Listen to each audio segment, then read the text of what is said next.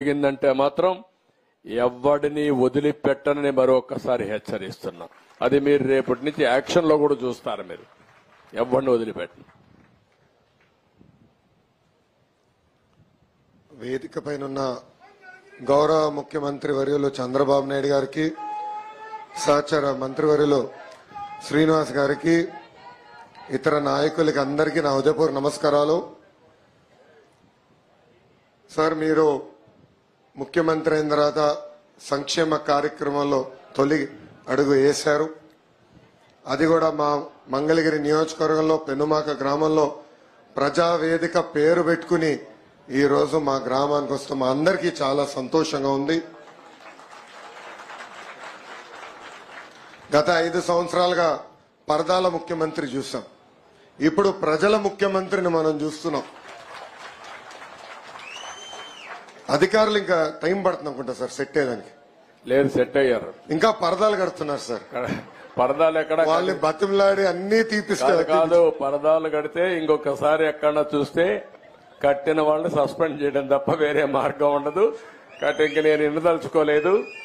ఎవరైనా సరే సింపుల్ గా పాత రోజులు మర్చిపోయి కొత్త రోజులు జ్ఞాపకం చేసుకుని ముందుకు పోవాల్సిందిగా అందరిని కోరుతున్నా. ఎక్కడా జరగకూడదు. ఎవరైనా కంప్లైంట్ చేస్తే మాత్రం పనిష్మెంట్ తప్పదు. మీకు బీ క్లియర్. అంటే 5 సంవత్సరాలు అలవాటు కదా సార్, కొంచెం టైం పడుతుంది సార్. మీకు కూడా అందరికి అలవాటు కావాలి, వాళ్ళకే కాదు.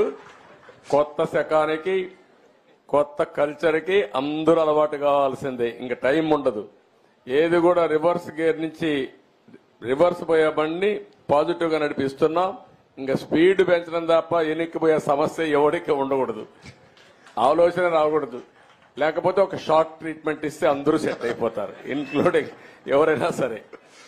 నేను సిద్ధంగా ఉన్నా షార్ట్ ట్రీట్మెంట్ ఇవ్వడానికి. పాపం ఇంకా కొంచెం ఇది ఉంది కాబట్టి స్లోగా పోతున్నా. ఇప్పుడు స్పీడ్ పెంచాలి ఇంకా, అంతే. నేను అందుకే చెప్పా 95 ముఖ్యమంత్రిని చూస్తారని. 4.0 95 అది గుర్తుపెట్టుకోవాలి.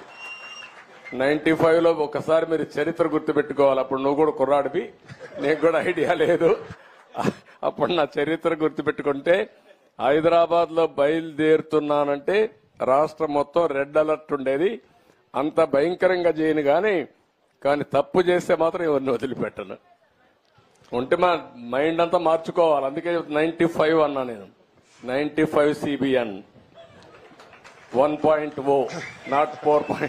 అది రిపిటేషన్ వస్తుంది. ఇప్పుడు ఇక్కడ మంత్రులకు ఉంటుంది, ఎమ్మెల్యేలకు ఉంటుంది, అందరికీ ఉంటుంది. సార్, మీకు తెలిసిన విషయమే, తెలుగుదేశం పార్టీ 1985లో మంగళగిరి నియోజకవర్గం గెలిచింది. దాని తర్వాత గెలవలేదు. 2019లో నేను ఓడిపోయాను 5300 ఓట్లతో.